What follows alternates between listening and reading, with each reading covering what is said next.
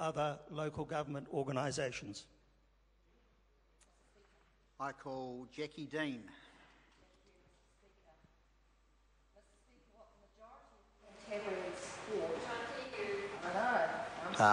Just keep talking. Yeah, just keep talking. Is a regional council that delivers good water policy, timely consenting, and good relationships with all stakeholders. Anytime the soundboard wants to turn the mic on, will be fantastic. The commissioners have lifted the performance of PCAN from a very low base.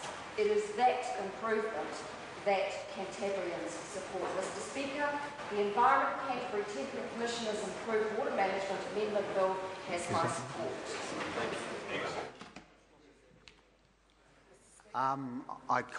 Can we just, in terms of the microphone needs to stay on, don't turn it off, and hold it close and just keep talking. Dr. Megan Woods. Thank you, Mr Speaker. I find it to be a shameful day to be standing in this House as we move another step closer to robbing Canterburyans of their democratic rights. I don't think it is something that anybody in this House should be proud of. And Mr Speaker, I am a proud Canterburyan, and it saddens me that I am standing in a parliament that is willing to infringe my democratic rights, the democratic rights of the people that I represent, and the democratic rights of the people of I share a province with. Until 2010, I guess like many people, I took it for granted, my right to vote. I don't any longer. I believed that in this country we believed in notions such as no taxation without representation. I believed that if we weren't happy with what elected members were doing, there was one way to change that, and that was through a ballot box. But Mr Speaker, I no longer believe this because I have lived through watching democratic rights of myself, my constituents and my fellow Canterburyans being systematically robbed over the last 3 years. I do want to acknowledge Eugenie Sage, a member of this House, who was an elected member of the sacked council in 2010. And I also want to acknowledge a former member of that regional council, the chair of the Select Committee, Nikki Wagner, who unfortunately is overseeing this process of stripping Canterburyans of their elected rights.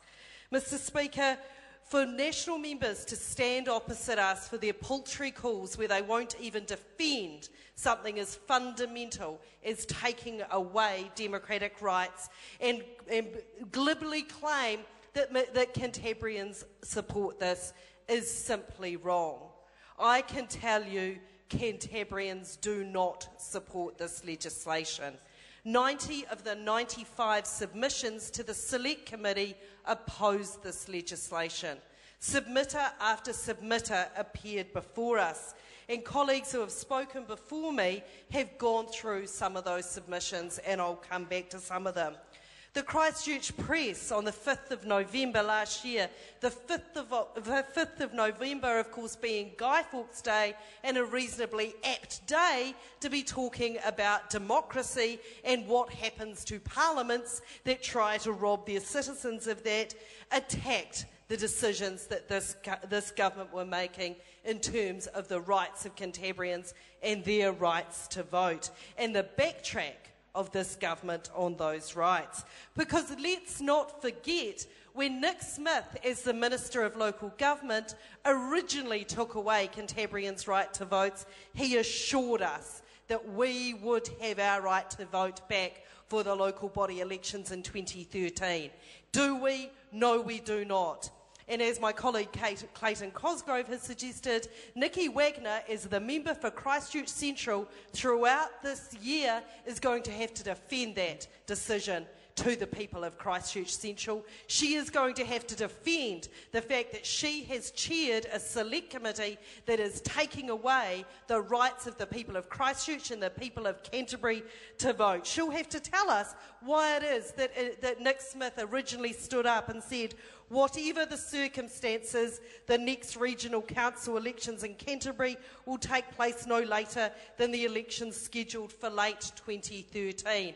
Well, that is not to be the case, and Ms Wagner owes the people of Christchurch Central, the people of Christchurch and the people of Canterbury an explanation of that. The Christchurch Press, in that editorial, was moved to say the fact that they were having to get information about this through the Official Information Act process, that this is another example of a post-quake arrogance that has crept into the way some of our cabinet ministers are operating. The public of Canterbury should not have to go through Official Information Act channels to get Adams and Carter to tell them what is going on in their own region. As with Finance Minister Bill English's extraordinary comments about the Christchurch City Council's finances, it is another example of being told something but be given no evidence to back it up. And Mr Speaker, this is what the people of Christchurch and the people of Canterbury are feeling. They are feeling that this is a government that is riding roughshod over their rights. It has taken away their right to vote. It has not listened to what they want for education in their communities. We await the Minister's announcements on Monday the 18th with great hope, actually, that the Minister will have listened to the schools and the communities and the teachers and the students about what they see as the best results for education in their communities. We heard from the Law Society about how this legislation was a mistake and that it should not proceed.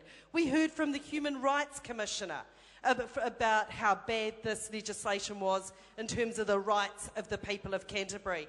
This was truly shocking to sit through and listen to. When hearings were held in Christchurch, tempers flared. The committee had to stop because Canterburyans who came to put in their submissions but got so angered about what this government is doing to their democratic rights. So for members to sit opposite and pretend that Canterburyans support this is simply hiding from the reality. So we've heard a great deal of what august bodies have felt about this legislation. But there is one submission that I want to enter into the Hansard and spend some time on. It's a submission from James Adams, who's 14 years old, who lives in my electorate and attends Hillmorton High School. And I found this a very moving submission to read. I was also very saddened that a 14-year-old growing up in the electorate that I represent has had to put these words on a piece of paper. He wrote in his submission, "When we think of the concept of democracy, we tend to think about elections, casting votes, and the funny orange man. Yet that's not all there is to a democracy. There must be independent courts so that if citizens feel abused or unhappy about something, there's a proper process to go through to sort things out. The people in the democracy must not be afraid to speak out. They must be able to use the media to share their opinions. The leaders have a role in consulting with the people to find out what they want between elections. Sometimes it's more useful to define something by its opposite or what it isn't. Democracy isn't where a small group of people grab all the power and do what they like with it." Well, I'm very sorry to have to tell James, as his local Member of Parliament, this is exactly what the government that is elected in this country is doing to the people of Canterbury, and it simply isn't good enough.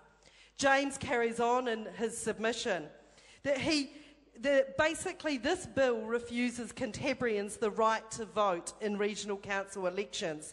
It removes our right to take legislation to the Environment Court.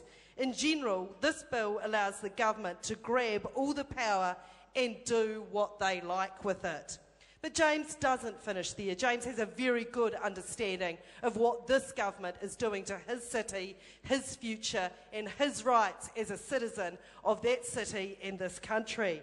James carries on, "I believe that this legislation shows a lack of trust. The government doesn't seem to trust Canterburyans in case the council which we elect does not have the same agenda as the government. The government does not trust Canterburyans to make decisions about Canterbury.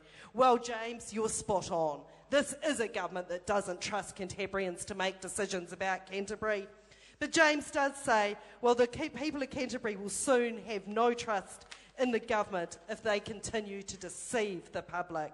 I'm appalled at this unprecedented dismissal of democracy in Canterbury. If we are to rise to the challenge that the earthquakes pose, if we are to manage our water fairly for the benefit of all, then we will need leadership at ECAN that is constructive, strong, fair, and most importantly, democratic. I am proud to represent this young man and the family and the school and the community that has produced him.